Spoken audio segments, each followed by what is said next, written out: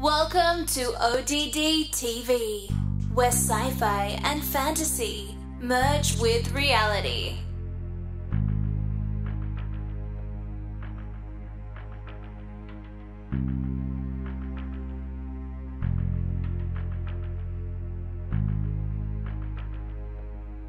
Hey everybody, what's going on? Hope all is well. This is ODD, and I want to put a spotlight on Colorado because I live in Colorado, and some of my observations lead me to believe that it may very well be the New World Order headquarters. Now, this is all speculation, of course, but I feel that it's justified. So let's get started.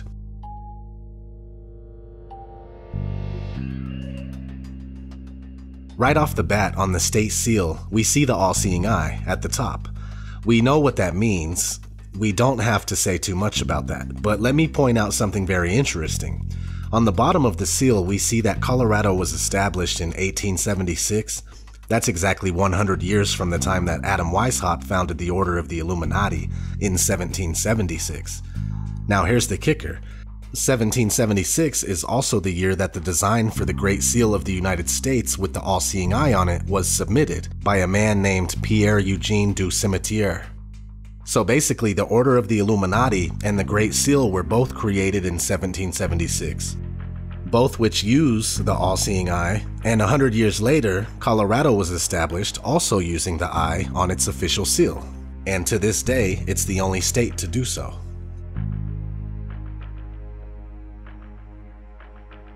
Underneath the eye is a bundle of sticks with an axe sticking out. This is known as the fascio, and it basically means totalitarianism or authoritarianism. Fascio equals fascism. Also on the fascio is what appears to be XIX, which in the official explanation just says they are ribbons. So lots of interpretations can be made there. One that I consider is double X or double cross Saturn symbolism, because the seal of Saturn is two X's. And what's crazy is that it easily converts into the Freemasonic square and compass, and even what's known as the Star of David, but also has many other names, such as the Star of Remphan, as I like to call it.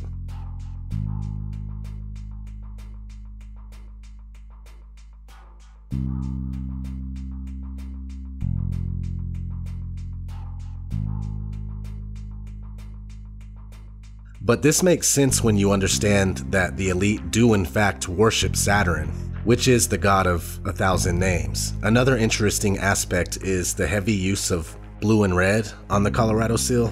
A lot of researchers attribute the two colors to Saturn, but an easy way to look at it is the dualistic nature of our world and society. Red and blue is Republicans and Democrats, Coke and Pepsi, the illusion of choice. Anyway, the shield with mountains, a pickaxe, and a hammer. I'm not really sure what to make of it, but I'll take a stab at it. The pickaxe and the hammer could represent the designers and builders of Freemasonry known as the architects.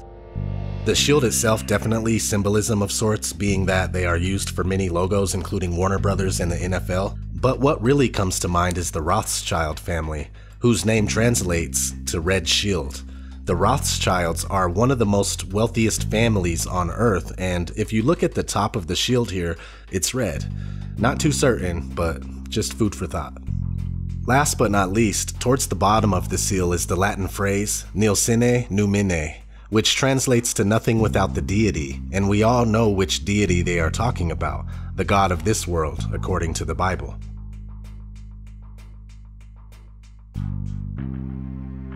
Now we're going to move on to the Denver International Airport, DIA. This airport is the largest in America and one of the biggest in the world. Here's an aerial view of the land, and just this little part right here is the main building that travelers go through. Let's check it out on Google Earth to get a better perspective. So now we are right above the land, and I'll show you around a little. This is what I'm talking about. Just this right here is where you go to get in. This is the funky roof that we see in pictures. Surrounding the white building are parking garages, and then outdoor parking on both sides as well. It's just huge, and after you get in, go through security, you go down underground to get on a train, at which point you're taken to one of the 3 concourses, which are these buildings here. Down here is where you enter from Pena Boulevard, and this is also where you find the demonic-looking blue Mustang. The creator of the statue, Luis Jimenez, was killed when a section of it fell on him at his studio. So yeah, really big place with lots of land, and it's reported that the project went $2 billion over budget, making it easy to understand that there really is much more to this airport than the public gets to see. I fully believe that it's a deep underground military base, and it's also multi-purpose. It can serve as anything from a FEMA-type concentration camp to a fallout refuge for the financial elite ruling class. So now we will make our way inside, where we'll be greeted by spooky gargoyles in suitcases. What's up, spooky gargoyles in suitcases? I want to eat your soul. Oh snap, let's go look at the murals. So I'm sure most of you are familiar with this, as it's been a very popular conspiracy for years now. So I'll breeze through the rest of this segment.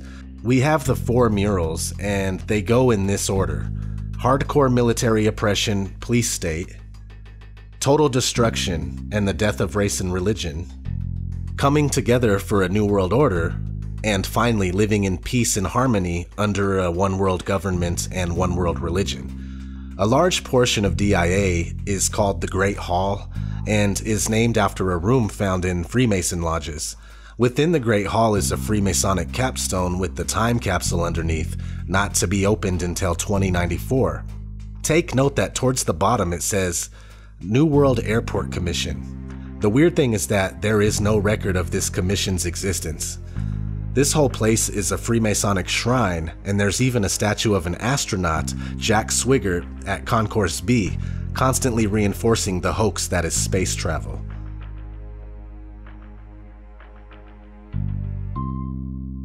Let's head over to America2050.org, and we could look at the future megaregions, or megacities.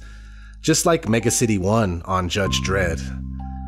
There will be 11 megaregions, including one that will consist of Colorado Springs, Denver, Santa Fe, and Albuquerque.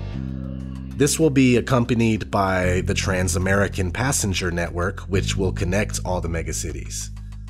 Now, what I find interesting about this is that if you look at what's called the possible Yellowstone supervolcano eruption map, it almost seems to correlate with the future megacities. We could overlay this map over the other, and it's a perfect match.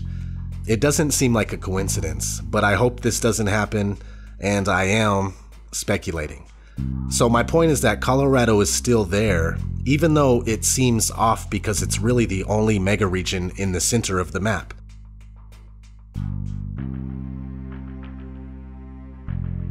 Let's check out the Hunger Games map from the movie franchise. Now, do you see where the capital is? A lot of that is Colorado. Not all of it, but still. Also in the movie Hunger Games, the Resistance is headquartered in an old military facility built beneath a mountain and is capable of launching missiles. A nod to NORAD, which is the North American Aerospace Defense Command located in Colorado Springs inside of Cheyenne Mountain. NORAD is featured in movies like War Games from 1983, the Terminator franchise, and Interstellar, which used NORAD's mountain bunker as the headquarters for the new NASA. Nassholes, I call them.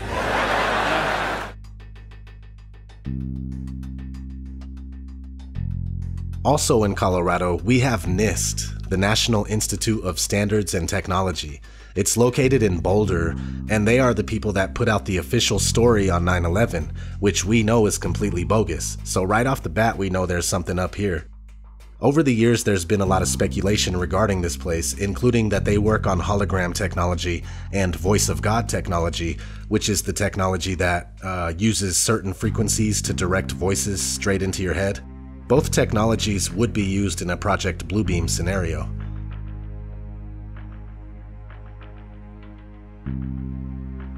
On July 20th, 2012, just 4 or 5 months before the Sandy Hook hoax took place, we had the Dark Knight Aurora shootings with James Holmes.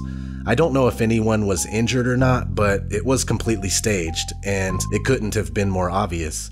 The alleged shooter, James Holmes, was involved in mind-altering neuroscience research, like behavioral programming, basically. And that's exactly what appeared to happen to him. Some sort of MK Ultra Manchurian Candidate type stuff. They say he went on a killing spree inside the theater where Dark Knight was playing, dressed as the Joker.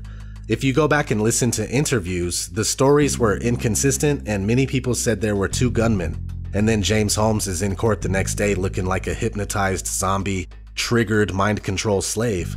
And the messed up thing is that guy could be an actor for all we know. But I lean towards him just being thrown under the bus. I don't know. But what's really telling is that Lil Wayne came out with a music video 3 days before the shooting called Still Homies, and the video took place in a movie theater with 12 skeletons scattered throughout the seats. And that's exactly how many people that were claimed to have been murdered in the Dark Knight Massacre.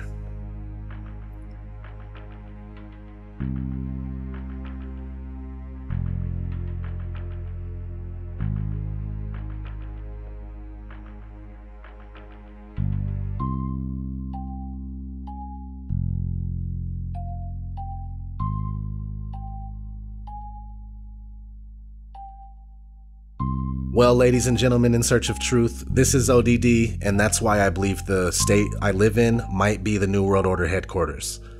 Thanks for watching.